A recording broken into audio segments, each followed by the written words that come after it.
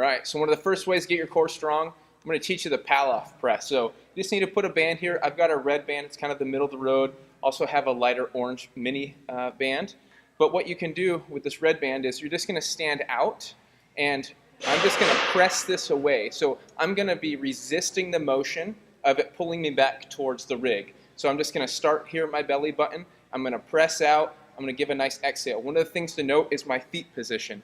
So I want to make sure that I'm not having a nice stable base. It's going to make it easier. You want to resist that motion and get the stability through the core. So just stand about hip width apart, and you're going to punch straight out. When you're doing this, you're going to make sure you're not trying to shrug your shoulders up and getting the motion from your shoulders.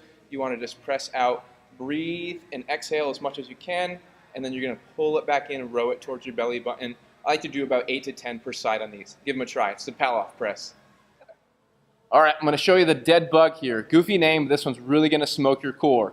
One of the key things to think about is always pushing or pinning your spine to the floor. So I'm going to get in this like a dead bug position. So all fours up here. I got my back pinned to the ground. I'm going to release the opposite arm and leg.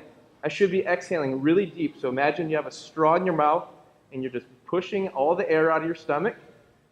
And you're going to go each side.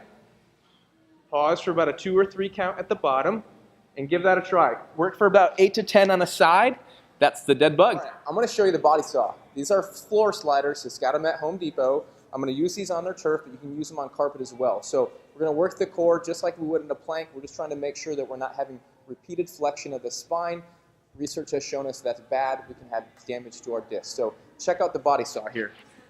This one I called a little sleeper exercise, meaning that it's quite challenging from what it looks like. So I'm just going to set myself up and do a nice plank. I'm squeezing the glutes. I'm going to push myself away from my elbows. You can see I'm going to instantly start shaking.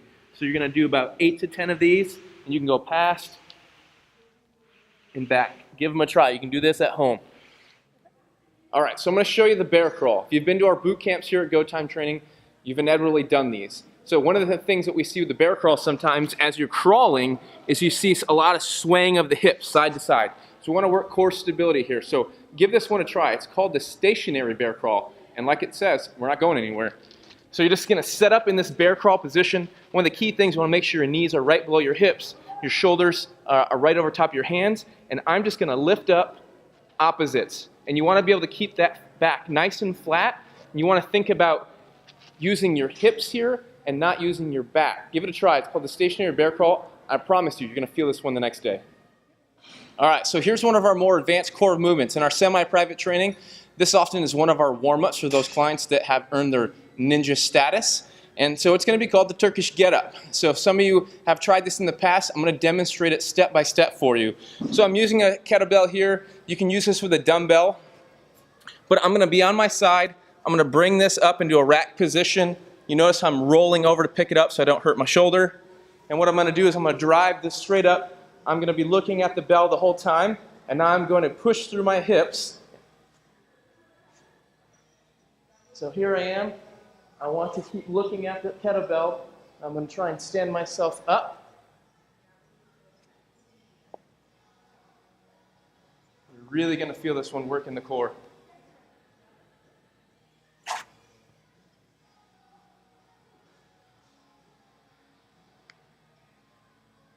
And in the end here, make sure you roll over. Again, keep that shoulder safe. Give it a try. That's a Turkish Getup. Don't be surprised if this one hurts in a good way.